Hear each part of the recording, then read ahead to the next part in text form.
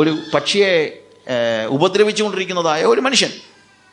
അവൻ്റെ കയ്യിൽ നിന്ന് ആ പക്ഷിയെ വീണ്ടെടുക്കാനായിട്ട് മറ്റൊരു മനുഷ്യൻ തയ്യാറാകുമ്പോൾ അവൻ അതിനൊരു പ്രൈസ് ചോദിക്കുകയാണ്. ആ പ്രൈസ് കൊടുക്കാൻ തയ്യാറായത് കൊണ്ടാണ് ആ പക്ഷിയെ അവൻ എന്ത് ചെയ്യാൻ പറ്റിയത്? മോചിപ്പിക്കാൻ പറ്റിയത്. ഇതുപോലെ പിശാചിൻ്റെ കയ്യിൽ കളിപ്പാവയായിരുന്ന നമ്മുടെ തൂവലുകളെ വലിച്ചുകൊണ്ടിരുന്നപ്പോൾ യേശു കർത്താവ് വന്ന് പ്രൈസ് കൊടുത്ത് അവൻ്റെ രക്തം വിലയായി കൊടുത്ത് എന്ത് ചെയ്യാണ്? നമ്മളെ മോചിപ്പിക്കുകയാണ്.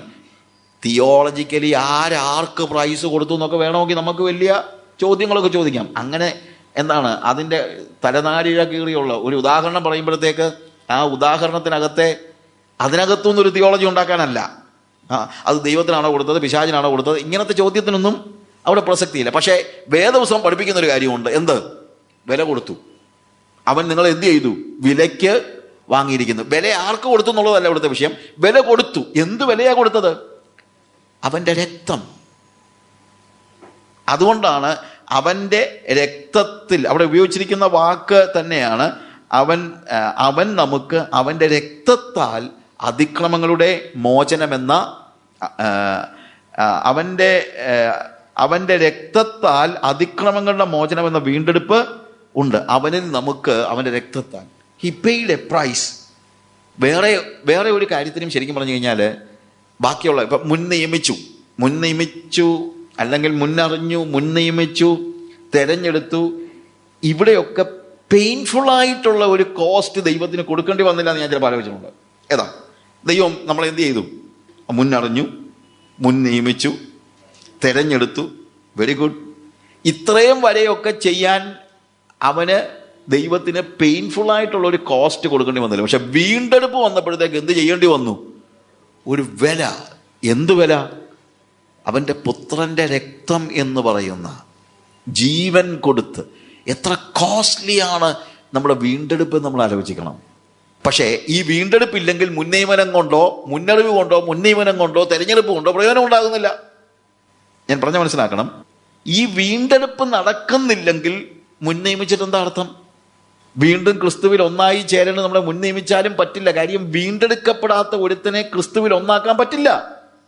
അതിക്രമങ്ങളുടെ മോചനം എന്ന വീണ്ടെടുപ്പ് നടക്കാത്തിടത്തോളം കാലം ദൈവത്തിൻ്റെ തെരഞ്ഞെടുപ്പിന് പോലും പ്രയോജനം, അല്ലെങ്കിൽ അത് ഫലത്തിലാകുന്നില്ല. അത് ഫലത്തിലാകണമെങ്കിൽ എന്തുണ്ടല്ലേ പറ്റുള്ളൂ? അതിക്രമങ്ങളുടെ മോചനമെന്ന വീണ്ടെടുപ്പിന് വേണ്ടി രക്തം ചൊരിയേണ്ടി വന്നു. എന്നാൽ ഈ കോസ്റ്റ് കൊടുക്കാൻ തയ്യാറായത് കൊണ്ടാണ് അവൻ മുൻ നിയമിച്ചത്. മുൻ നിയമനം നടന്നത് ലോകസ്ഥാപനത്തിന് മുമ്പെയാണ്. തെരഞ്ഞെടുപ്പ് നടന്നത് ലോകസ്ഥാപനത്തിന് മുമ്പെയാണ്. പക്ഷേ ലോകസ്ഥാപനത്തിന് മുമ്പേ തെരഞ്ഞെടുക്കുമ്പോൾ നാളെ ഈ കോസ്റ്റ് കൊടുക്കാൻ തയ്യാറാണെന്ന് ദൈവം തീരുമാനിച്ചത് കൊണ്ടാണ് ബാക്കിയെല്ലാം നടന്നത്. ഞാൻ പറഞ്ഞ മനസ്സിലാക്കണം. ലോകസ്ഥാപനത്തിന് മുമ്പേ യേശു കർത്താവ് കാൽവറി ക്രൂശിൽ മരിച്ചില്ല. പക്ഷേ ലോകസ്ഥാപനത്തിന് മുമ്പേ തന്നെ ദൈവം തീരുമാനിച്ചു?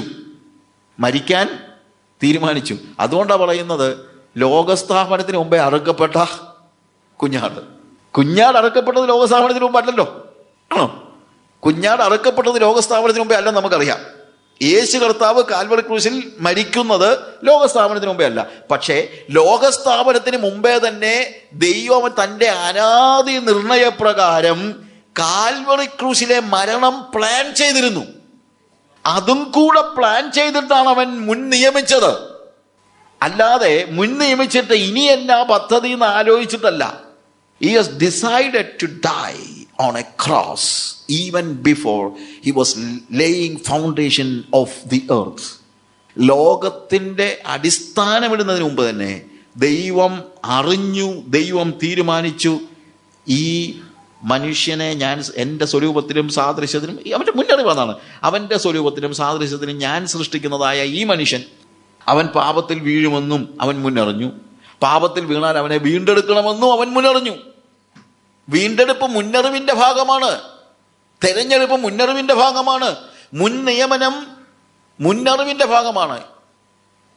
അതുകൊണ്ട് ലോകസ്ഥാപനത്തിന് മുമ്പേ തന്നെ എന്നെ ക്രിസ്തുവിൽ അവൻ തെരഞ്ഞെടുത്തുവെങ്കിൽ ആ തെരഞ്ഞെടുപ്പിൽ ഈ വില കൊടുക്കുന്നത് അവൻ പ്ലാൻ ചെയ്തിരുന്നു, അവൻ്റെ പദ്ധതിയിലുണ്ടായിരുന്നതായ കാര്യമാണ് എന്ന് നമ്മൾ മനസ്സിലാക്കണം. ഇനി അടുത്തതായിട്ട് നമ്മൾ കാണുന്നത് അതിൻ്റെ 5-ാമത്തെ വാക്യം വായിക്കുമ്പോൾ, അവനിൽ തിരഞ്ഞെടുക്കുകയും തിരുഹിതത്തിൻ്റെ പ്രസാദപ്രകാരം യേശുക്രിസ്തു മുഖാന്തരം നമ്മെ ദത്തെടുക്കേണ്ടതിന് അവൻ പ്രിയനായവനും നമുക്ക് സൗജന്യമായി നൽകിയ തൻ്റെ കൃപാമഹത്വങ്ങളുടെ പുകഴ്ചയ്ക്കായി സ്നേഹത്തിൽ നമ്മെ മുൻ നിയമിക്കുകയും ചെയ്തിരിക്കുന്നു. ദത്തെടുക്കുക, അഡോപ്ഷൻ. അപ്പോൾ ആദ്യം അവൻ നമ്മളെ മുൻ നിയമിച്ചു. He predestined us. അവൻ നമ്മളെ മുൻ നിയമിച്ചു. അത് മുന്നറിവിൻ്റെ ഭാഗമാണ്, പക്ഷെ മുൻ നിയമിച്ചു. മുൻ നിയമിച്ച നമ്മളെ അവൻ തെരഞ്ഞെടുത്തു. തെരഞ്ഞെടുത്ത നമ്മളെ അവൻ വീണ്ടെടുത്തു. വീണ്ടെടുത്ത നമ്മളെ എന്തിനു വേണ്ടിയാണ്, അല്ലെങ്കിൽ ഏത് ലെവലിലേക്കാണ് അവൻ വീണ്ടെടുത്തത്? പഴയ നിയമത്തിൽ വീണ്ടെടുപ്പിൻ്റെ കാര്യം പറയുമ്പോൾ വസ്തു വീണ്ടെടുക്കുന്നുണ്ട്, വ്യക്തികളെ ആണെങ്കിലും ദാസന്മാരെ വേണമെങ്കിലും വീണ്ടെടുക്കാം. പക്ഷേ ഇവിടെ വീണ്ടെടുക്കുന്നത് ആരായിട്ടാണെന്നറിയാമോ? പുത്രന്മാരായിട്ടാണ്. അതുകൊണ്ടാണ് ഇതിനെ അഡോപ്ഷൻ എന്ന് പറയുന്നത്. ദത്തെടുപ്പാണ്. അതായത് ലോകസ്ഥാപനത്തിന് മുമ്പ് തന്നെ അവൻ എന്നെ തെരഞ്ഞെടുത്ത് ദാസനാക്കാനല്ല, തെരഞ്ഞെടുത്ത് മകനാക്കാനാണ്. അഡോപ്ഷൻ ഒരു പുതിയ റിലേഷനിലേക്ക് എന്നെ കൊണ്ടുവരാൻ വേണ്ടിയാണ്. എന്താണ് റിലേഷൻ? പിതൃപുത്ര ബന്ധത്തിലേക്ക്, മക്കളായി. അതുകൊണ്ട് അവിടെ പറയുന്ന കാര്യം ഇതാണ്, നമ്മെ ദത്തെടുക്കേണ്ടതിന് അവൻ തൻ്റെ പ്രിയനായവനും നമുക്ക് സൗജന്യമായി. ദത്തെടുക്കേണ്ടതിന് അത് ഉപയോഗിച്ചിരിക്കുന്ന വാക്കെന്താണ്? തിരുഹിതത്തിൻ്റെ പ്രസാദപ്രകാരം യേശുക്രിസ്തു മുഖാന്തരം നമ്മെ ദത്തെടുക്കേണ്ടതിന്. തിരുഹിതത്തിൻ്റെ പ്രസാദപ്രകാരം. ആ ഒരു കാര്യത്തിൽ ദൈവത്തിന് ഒരു ഒരു ഗതികേട് കൊണ്ട് ചെയ്യുന്ന അങ്ങനല്ല. He liked it. He was അവിടെ അവിടെ ഉപയോഗിച്ചിരിക്കുന്ന having പ്രീഡെസ്റ്റൈൻഡ് us into the adoption of children by Jesus Christ to himself according to the good pleasure of his will. The good pleasure. ഈ അഡോപ്ഷൻ അവനങ്ങ് എൻജോയ് ചെയ്യുന്നുണ്ടെന്നുള്ള പറയുന്നത്. God is really enjoying. എന്തിനാ? എന്നെ മകനാക്കുന്നതിൽ അവൻ എന്തുണ്ട്? ഭയങ്കര സന്തോഷമുണ്ട്. എൻ്റെ എഫെസ്യരുടെ 2-ാം അധ്യായത്തിൽ നമ്മൾ വായിക്കുമ്പോൾ ശരിക്കും ഈ അഡോപ്ഷനിലേക്ക് നമ്മൾ വരുമ്പോൾ നമ്മളൊരു പുതിയ ലോകത്തിലേക്ക് പ്രവേശിക്കും. നമ്മൾ കാണുന്നത് പഴയ ബന്ധം മാറി നമ്മളൊരു പുതിയ കുടുംബത്തിലേക്ക് പ്രവേശിക്കുന്നു. പഴയ ലോകം മാറി നമ്മളൊരു പുതിയ ലോകത്തിലേക്ക് പ്രവേശിക്കുന്നു. കാര്യം ഈ അഡോപ്ഷൻ റിലേഷനാണ്. അഡോപ്ഷൻ എന്ന് പറയുന്നത് ശരിക്കും എന്താണ്? ഒരു റിലേഷനിലേക്ക് കൊണ്ടുപോവുകയാണ്. ദത്തെടുത്ത് പഴയ കുടുംബത്തിൽ നിന്ന് ദൈവത്തിൻ്റെ ഭവനത്തിലേക്ക് നമ്മൾ കൊണ്ടുവരികയാണ്. നമ്മളെ കൊണ്ടുവരുമ്പോൾ പഴയ എല്ലാത്തിനെയും നമ്മൾ ഉപേക്ഷിച്ചാലേ പറ്റുള്ളൂ. അപ്പോൾ ഈ പുതിയ റിലേഷനിൽ വരണമെങ്കിൽ പഴയ റിലേഷനെല്ലാം കളയണം. നേരത്തെ നമ്മൾ എന്തായിരുന്നു അതൊന്നുമല്ല ഇപ്പോൾ നമ്മൾ. കാര്യം ദത്തെടുക്കുമ്പോൾ ഒരു പുതിയ ലോകത്തിലേക്ക് നമ്മൾ പ്രവേശിക്കുകയാണ്. 2-ാം അധ്യായത്തിൽ 1 മുതലുള്ള വാക്യങ്ങൾ വായിക്കുമ്പോൾ, അതിക്രമങ്ങളാലും പാപങ്ങളാലും മരിച്ചിരുന്നവരായ നിങ്ങളെയും അവൻ ഉയിർപ്പിച്ചു. അവയിൽ നിങ്ങൾ മുമ്പേ, നോക്ക്, നേരത്തെ നമ്മൾ ആരായിരുന്നു, ഇപ്പോൾ നമ്മൾ ആരാണെന്നുള്ള പറയുന്ന ഭാഗമാണ് അവിടെ പറഞ്ഞിരിക്കുന്നത്. അവയിൽ നിങ്ങൾ മുമ്പേ ഈ ലോകത്തിൻ്റെ കാലഗതിയെയും ആകാശത്തിലെ അധികാരത്തിനും അനുസരണക്കേടിൻ്റെ മക്കളിൽ ഇപ്പോൾ വ്യാപരിക്കുന്ന ആത്മാവിനും അധിപതിയായവനെയും അനുസരിച്ച് നടന്നു. നേരത്തെ ഉണ്ടായിരുന്ന നമ്മുടെ റിലേഷൻ എന്താണ്? നേരത്തെ ഉണ്ടായിരുന്ന നമ്മുടെ റിലേഷൻ അത് അനുസരണക്കേടിൻ്റെ മക്കളിൽ ഇപ്പോൾ വ്യാപരിക്കുന്ന ആത്മാവുമായിട്ടായിരുന്നു നമ്മുടെ റിലേഷൻ. വേറൊരു ലോകത്തിൽ വേറൊരു റിലേഷനിലായിരുന്നു നമ്മൾ. പഴയ ബന്ധം വേറൊരു വീട്ടിലായിരുന്നു നമ്മൾ, വേറൊരു ലോകത്തിലായിരുന്നു. ഈ ലോകത്തിൻ്റെ കാലഗതിയെയും ആകാശത്തിലെ അധികാരത്തിനും അനുസരണക്കേടിൻ്റെ മക്കൾ ഇപ്പോൾ വ്യാപരിക്കുന്ന ആത്മാവിനും അധിപതിയായവനെയും അനുസരിച്ച് നടന്നു. അതായത് നമ്മളെ പിടിച്ചോണ്ട് പോയി എന്ന് പറയുന്നതിനകത്ത് അർത്ഥമില്ല. കാര്യം നമ്മളും കൂടെ അതങ്ങ് എന്ത് ചെയ്യായിരുന്നു? നമ്മളങ്ങ് എൻജോയ് ചെയ്ത, നമ്മൾ അനുസരിച്ച് നടക്കുകയായിരുന്നു. എന്നാൽ അവരുടെ ഇടയിൽ നാം എല്ലാവരും മുമ്പേ നമ്മുടെ ജഡമോഹങ്ങളിൽ നടന്ന് ജഡത്തിനും മനോവികാരങ്ങൾക്കും ഇഷ്ടമായത് ചെയ്തും കൊണ്ട് മറ്റുള്ളവരെ പോലെ പ്രകൃതിയാൽ കോപത്തിൻ്റെ മക്കൾ ആയിരുന്നു. നമ്മൾ ആരായിരുന്നു?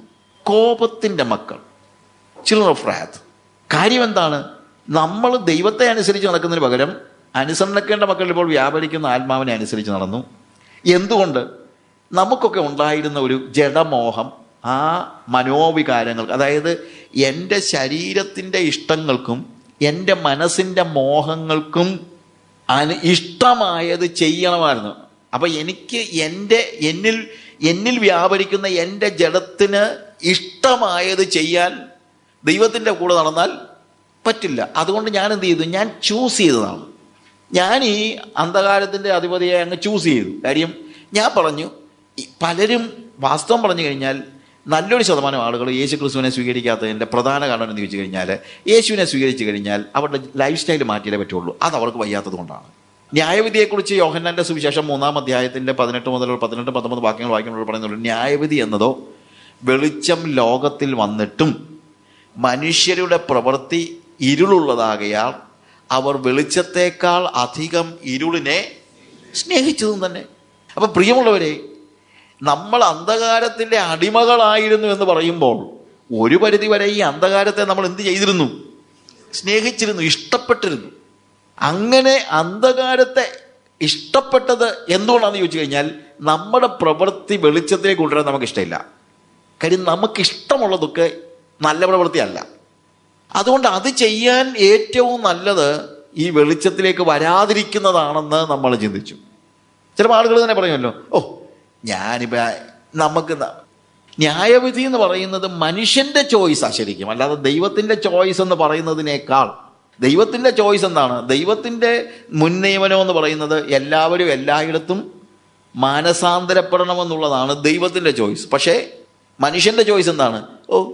അങ്ങോട്ട് പോയി കഴിഞ്ഞാൽ, അങ്ങനെ പോയി കഴിഞ്ഞാൽ അങ്ങനെയൊന്നും എനിക്കിപ്പോൾ ജീവിക്കുന്നത് പോലെ ജീവിക്കാൻ കഴിയില്ല.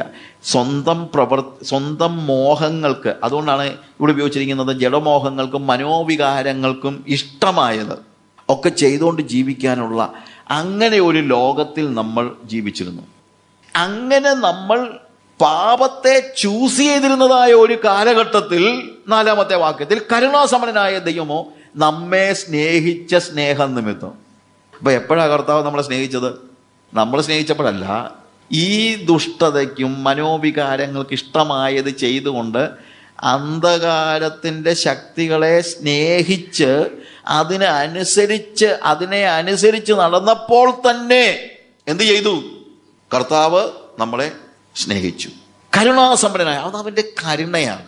സ്നേഹിച്ച സ്നേഹം നിമിത്തം അതിക്രമങ്ങളാൽ മരിച്ചവരായിരുന്ന നമ്മെ ക്രിസ്തുവിനോടുകൂടെ ജീവിപ്പിക്കുകയും, കൃപയാൽ എത്ര നിങ്ങൾ രക്ഷിക്കപ്പെട്ടത്, ക്രിസ്തുവേശുവിൽ നമ്മെക്കുറിച്ചുള്ള വാത്സല്യത്തിൽ തൻ്റെ കൃപയുടെ അത്യന്ത ധനത്തെ വരുംകാലങ്ങളിൽ കാണിക്കേണ്ടതിന് ക്രിസ്തുവേശുവിൽ അവനോടുകൂടെ ഉയർത്തെഴുന്നേൽപ്പിച്ച് സ്വർഗത്തിലിരുത്തുകയും ചെയ്തിരിക്കുന്നു. നോക്ക്, ചില്ലറ കാര്യമല്ല. അന്ധകാരത്തിൻ്റെ അധിപതിയെയും ഈ ലോകത്തിൻ്റെ അധിപതി അവരെ അനുസരിച്ച് നടന്നിരുന്നവരായ, അതായത് ആകാശത്തിൻ്റെ അധികാരത്തിനും അനുസരണക്കേണ്ട മക്കൾ ഇപ്പോൾ വ്യാപരിക്കുന്ന ആത്മാവിനും അധിപതിയായവനെയും അനുസരിച്ച് നടന്നിരുന്നപ്പോൾ തന്നെ ദൈവം എന്ത് ചെയ്തു? നമ്മളോട് കരുണ കാണിച്ചു, നമ്മളെ സ്നേഹിച്ചു, നമ്മളെ വീണ്ടെടുത്ത് എന്ത് ചെയ്തു? സ്വർഗസ്ഥലങ്ങളിൽ ഇരുത്തുകയും ചെയ്തിരിക്കുന്നു. വീട് മാറി, കാര്യം കുടുംബം മാറി, റിലേഷൻ അങ്ങ് മാറുകയാണ്. നമ്മൾ കോപത്തിൻ്റെ മക്കളായിരുന്നു, ഇപ്പൊ ദൈവമക്കളായി. വീട് മാറി, പിതാവ് മാറി, അപ്പൻ മാറി. അതാണ് അഡോപ്ഷന്റെ പ്രത്യേകത. അഡോപ്റ്റ് ചെയ്യപ്പെടുമ്പോൾ എന്ത് സംഭവിക്കുന്നു? അപ്പൻ മാറുകയാണ്. അഡോപ്ഷൻ നടക്കുമ്പോൾ ശരിക്കും സംഭവിക്കുന്നത് എന്താണ്? അപ്പൻ മാറുക. ഇന്നലെ വരെയുള്ള അപ്പനല്ല, വേറെ അപ്പനാ. പക്ഷെ ഈ പുതിയ വീട്ടിൽ താമസിക്കണമെങ്കിൽ എന്ത് വേണം? പഴയ അപ്പനെ ഉപേക്ഷിച്ചേ പറ്റുള്ളൂ. ആ അപ്പൻ ഉണ്ടെങ്കിലും ഇല്ലെങ്കിലും അത് ഉപേക്ഷിച്ചാലേ പറ്റുള്ളൂ. പഴയ ഉടമ്പടി മാറി. നേരത്തെ നമ്മൾ ഉടമ്പടി ചെയ്തിരുന്നത് ഈ അന്ധകാരത്തിൻ്റെ ശക്തികളായിരുന്നു, പാപത്തോടായിരുന്നു. റോമാലേഖനം 6-ാം അധ്യായം അതിൻ്റെ 15 മുതലുള്ള വാക്യങ്ങൾ വായിക്കാനേ ഞാൻ ഉപയോഗിക്കുന്നുള്ളൂ. വാക്യങ്ങൾ മാത്രമേ ഞാൻ വായിച്ചെങ്കിൽ വേണം. 15 മുതലുള്ള വാക്യങ്ങൾ വായിക്കുമ്പോൾ, എന്നാൽ എന്ത് ന്യായപ്രമാണത്തിനല്ല കൃപയ്ക്കത്ര അധീനരാകിയാൽ നാം പാപം ചെയ്യുകയെന്നോ ഒരു നാളും അരുത്. നിങ്ങൾ ദാസന്മാരായി അനുസരിപ്പാൻ നിങ്ങളെ തന്നെ സമർപ്പിക്കുകയും നിങ്ങൾ അനുസരിച്ച് പോരുകയും ചെയ്യുന്നവന് ദാസന്മാരാകുന്നു എന്നറിയുന്നില്ലയോ? ഒന്നുകിൽ മരണത്തിനായി പാപത്തിൻ്റെ ദാസന്മാർ, അല്ലെങ്കിൽ നീതിക്കായി അനുസരണത്തിൻ്റെ ദാസന്മാർ.